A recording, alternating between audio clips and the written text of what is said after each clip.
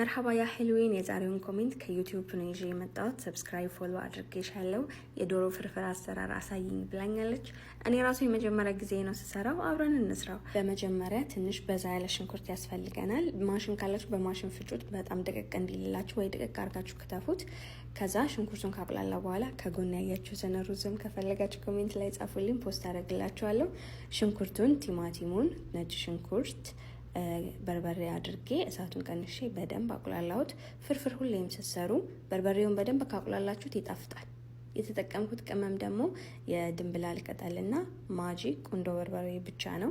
ለጣዕም ብቻ ትንሽ የዝንጅብል ፈቅፍቄ አድርጌበታለሁ። ከዛ የተጠቀምኩት ዶሮ ዲጃጅ ሰድር ይባላል። አጥንት የለውም፣ ዶሮ ብቻ ነው። ትንሽ ነው፣ ብዙም አይደለም፣ ለጣዕም ብቻ ነው። ከዛ እሱን በትንንሹ ከከተፍኩ በኋላ በደንብ ዶሮ እስከሚበስል ድረስ አቁላላሁት። አረብ ሀገር ያለ ዶሮ በነገራችን ላይ ወዲያው ነው የሚበስለው፣ ብዙም አቁላሉ ምናምን አይልም። ከተቁላላ በኋላ መጨረሻ ላይ ትንሽ የቅቤ ጣል አደርግበታለሁ። መከለስ አልፈልግም፣ እንጀራው ፍሬሽ ስለሆነ።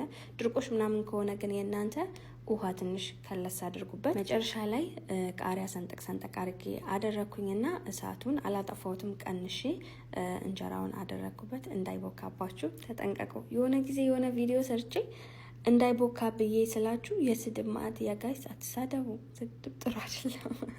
የሆነ ስህተት ካለ ንገሩኝ፣ አስተካክላለሁ። እኔ ሼፍ አይደለሁም፣ ቤት ውስጥ የሚሰራ ምግብ ነው ፖስት ማድረግላችሁ እና ኮሜንት ላይ አትሳደቡ ለማለት ያክል ነው። ምግባችን እዚህ ጋር ደርሷል። ሾፍ ልጀማል። ብስሚላ ማሻአላ ይፎዝ